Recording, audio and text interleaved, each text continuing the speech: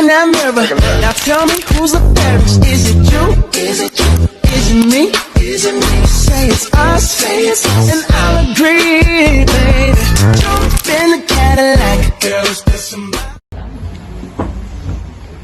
Halo semuanya, selamat datang di sesi podcast Nongkrong Bareng Bahas Sejarah. Bareng aku Ama dan aku Aca. Hari ini kita nggak bakalan cuma nongkrong doang, tapi kita bakal bahas lebih dalam mengenai sejarah, terutama topik jalur rempah. Nah, bener banget tuh. Tapi sebelum kita masuk ke pembahasannya, yuk kita panggilkan bintang tamu kita. Yang pertama ada Mirza. Halo Mirza.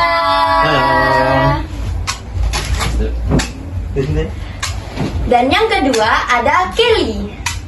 Halo. Hai Kelly. Nah, yang ketiga ada Novi. Halo. Nah, yang selanjutnya ada Mike. Halo Mike.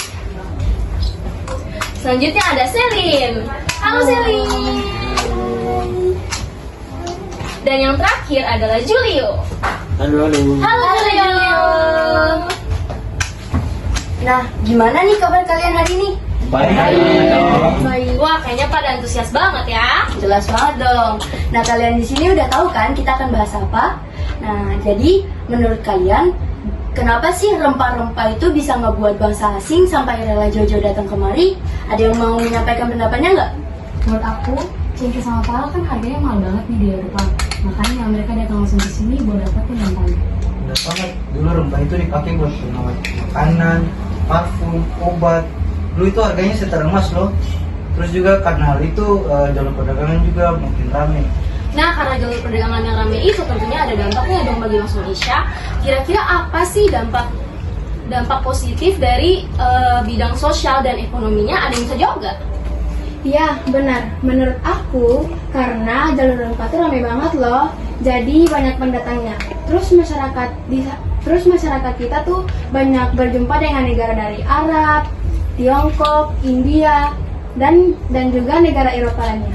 Iya, itu dia, kan jadi banyak duit. Kota-kota kayak di Maluku kan jadi makmur. Orang-orang jadi pedagang, buruh, atau petani rempah. Ekonomi kita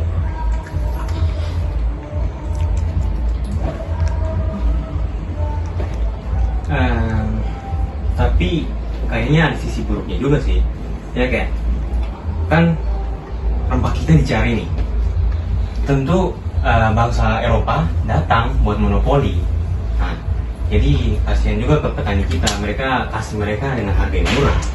Nah, betul banget tuh. Negara kita kan sebenarnya adalah negara yang kaya. Tapi karena dieksploitasi oleh para penjajah, negara kita itu kekurangan bahan-bahan yang tadi tidak disebutkan. Karena itu negara kita itu menjadi miskin. Nah, penjelasan dari kalian udah keren banget nih. Kan tadi kita udah membahas soal dampak ekonomi dan sosial. Gimana kalau misalnya dampak politik dan budaya? Gimana rempah-rempah bisa ngebentuk negara dan budaya kita?